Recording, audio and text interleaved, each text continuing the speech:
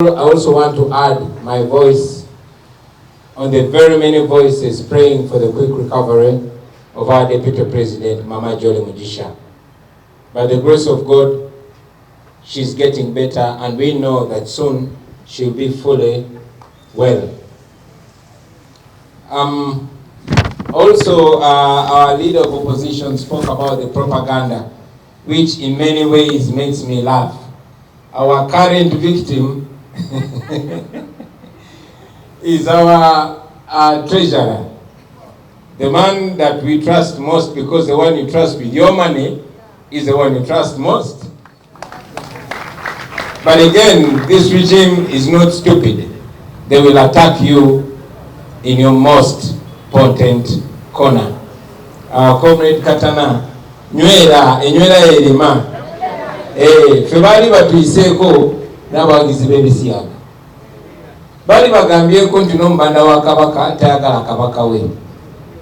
Kati nywera. These people are going to use every other way. Recently, I think most of you remember when they were claiming that the leader of our parliamentary team, kubanga waliwo abali babbye akawumbi akamu miliyoni 700, ne bagamba nti ne Honorable Senyonyi. Comrade Nyanzi was also not spared, and many others. So for me, bagamba bugambi munywere kubatana kubako propaganda bajja. Gladly, we view our comrades by their works, by their fruits. Ladies and gentlemen, I also want to add my voice on the voice of our leader of opposition, calling for safety on our roads. Please, please do your part. Drive safely. Don't drink and drive. Don't drive when you're too stressed. Life is precious. Already our roads are death traps. Nobya nateranyo kyogerako nti omuntu owabafuda accident olw'oluguudo olubi oyo Museveni amusse.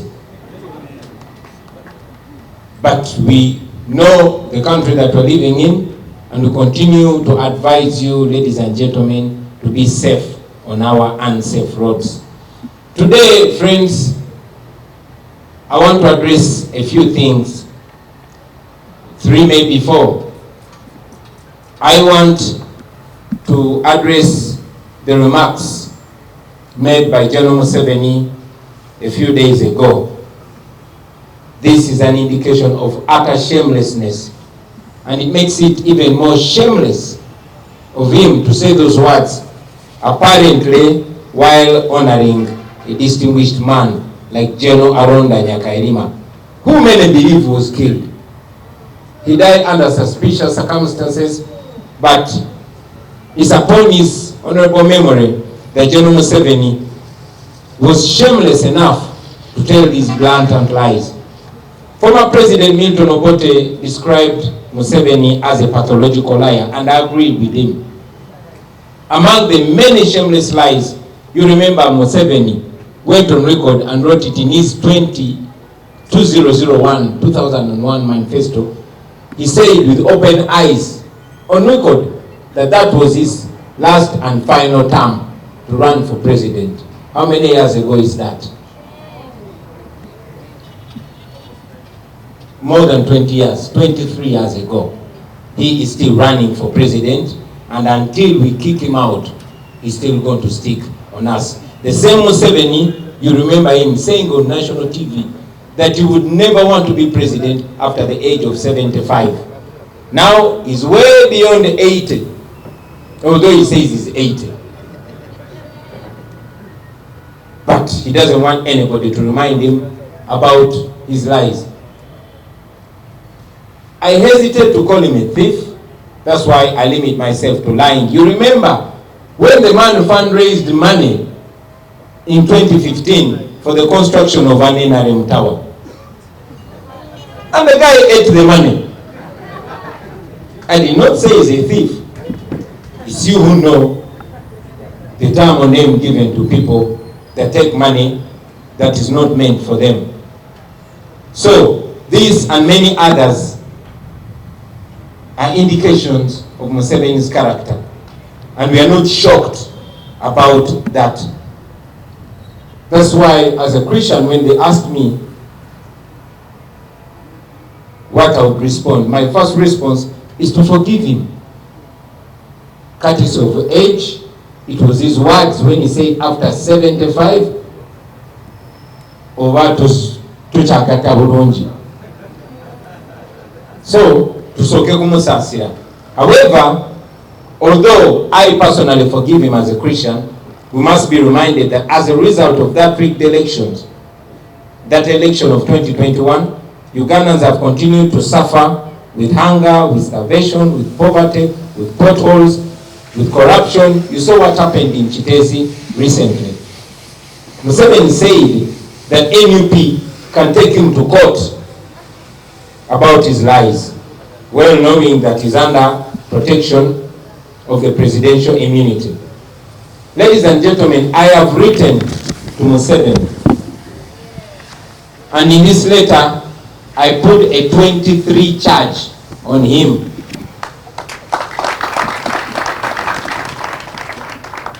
I am challenging General Museveni to submit himself to an international audit. This has been our call from the beginning. We've been calling for an international audit of the 2021 election. He refused. Instead, he just kept arresting our people. We want to have that audit in accordance with the law. I also challenge General Museveni to cede his presidential immunity to Toronto Mukoti, if he's a man. He challenged that, said, NUP can take me to court. I am taking you to court, Museveni. Put away your immunity. And then say that again. Of course, agenda kusirika, because he has nothing to say. But again, this goes further to prove that we know what he did in that election. And if we settle that argument that he has brought up again, then maybe the people of Uganda will get a chance to be led by a president that they realistically elected. So if Museveni is a man, let him take the challenge. And if he cannot, he should keep quiet and swallow his shame. The remarks of General Museveni, ladies and gentlemen, have brought back to question the reason why he went to the bush in 1980. He did not win the election. He was the Katumba Oye of 1980. But after the election, he picked guns, went to the bush. After taking power, he did not hand the power to Semo Gerere, who was the rightful winner. That shows that he was lying, just like he is lying right now. And now that Museveni says that the election was rigged, then why doesn't he disband the Electoral Commission? Why is he still appointing Byabakama, who superintended the rigging of more than 1 million votes? Why didn't he fire Byabakama? Because he's the one that appointed him. These and many others are questions to Museveni, which I'm almost sure he's going to bury his head in the sand, because he thought we cannot answer back to him. Museveni, we don't fear you. Secondly, ladies and gentlemen, and this is very, very important. You remember that after the 2021 elections, we came out and warned the country that there was a plan to remove presidential elections. Because even if Museveni succeeded in rigging that election, we had completely undressed him. We had completely removed the mask. The world began and continues to view Museveni as the dictator that he is. So, he started devising plans to remove presidential elections. And now, it's in advanced stages. He was so ashamed when we exposed him, and clearly, he cannot afford to go back to elections. Also, we must note that the man is very old and wasted and weak. So, he wants to have a shortcut to that. Also, we should know that he wants to install his brutal son, who he knows cannot even win an LC1 election. In 2021, he got an excuse of COVID and stopped us from going around the country. Now, he has no other excuse, so he desperately is looking for ways to bring his son to power without an election. And therefore, is using some people that you are going to know over time to subdue the will of the people. We warned you, because this is how everything has started in the past. Everything starts like a joke. You remember when they took power, they said they were going to be in power for only 4 years. 5 years later, they used parliament to prolong their stay in power by 5 years. Then in 95, we got a constitution. It started as a rumor, as a joke, that they were intending to remove term limits from the constitution. Museveni himself even dismissed it, but eventually it came to pass. And then the age limit, it started like a rumor, and Museveni himself dismissed it as idle talk. Long story short, now we don't have term limits in our constitution. I mean, we don't have age limit in our constitution. So today, he's doing the same. He started by gerrymandering and subdividing constituencies to make sure he can place his, I'm looking for a decent word to term the NRM MPs. When I get that word, I'll come back to that matter. But I'll give you an example. That the very recent census shows that the Buganda region alone has 11 million people out of the 45 million. That is about 24.19, close to 25% of the population. This is followed by Usoga with 4.4 million people. Even if we question, without this census that is concluded recently, but even going by that census that we question, still Usoga is indicated to have 4.4 million people. That is about 9.5% of the population, close to 10%. And yet Uganda, with all the people that they have, has the lowest number of constituencies. If you compute the constituency MPs and district-woman MPs in the current 11th parliament, you will see that the Eastern region has 141 MPs, the Western region has 132 MPs, Northern region has 124 MPs, and Central has only 102 MPs. Out of the 353 constituencies, Eastern has 101. The West has 91. North has 83, and Uganda has only 78. Therefore, Museveni believes that the parliamentary system, when they elect president from parliament, it will give him advantage, saying that it's easier for him to use these rural constituencies to do all his own manner of rigging, and then bring himself to power without having the will of the people.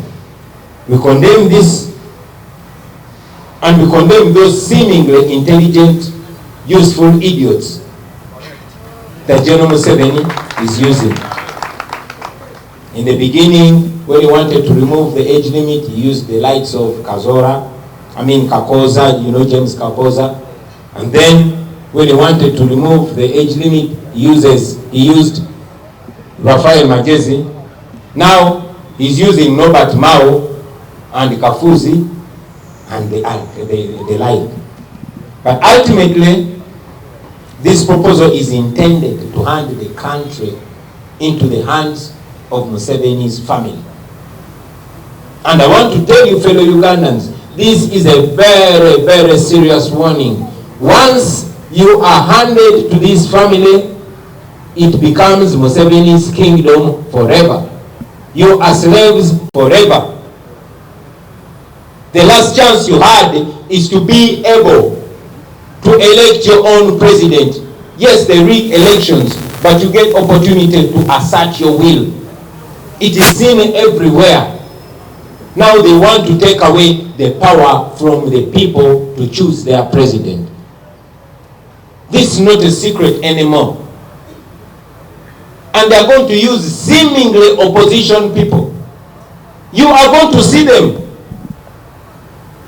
Our duty is to open your eyes so that when it happens, you know.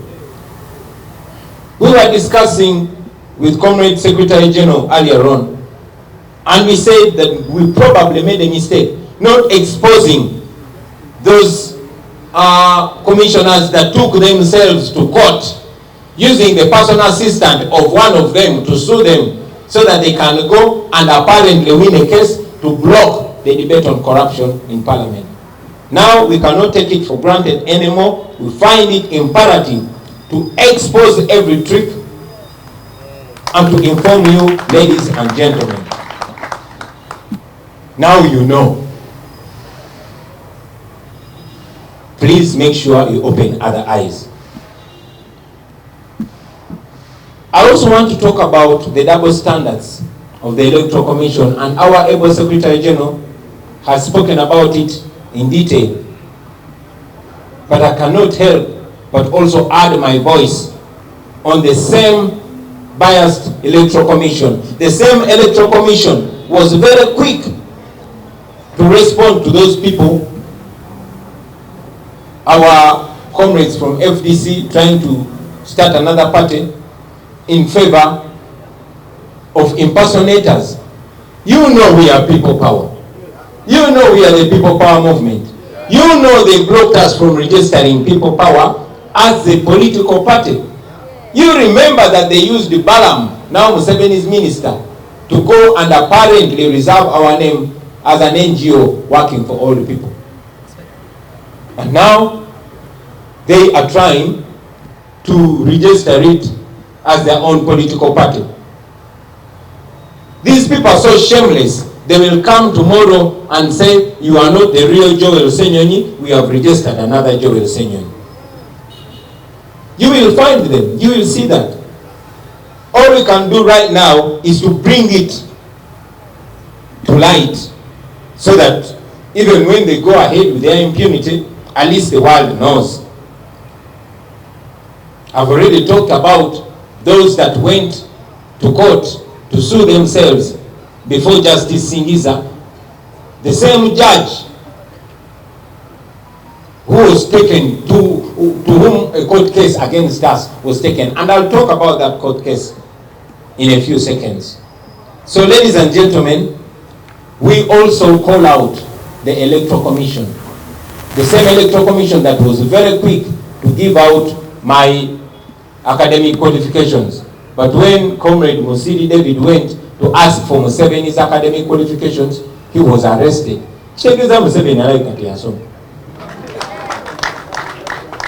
Now, a lawyer called Aaron Kiza asked for details of NRM. The same Electoral Commission that was very quick to give out our records is refusing to release NRM records. Now, coming to the court case,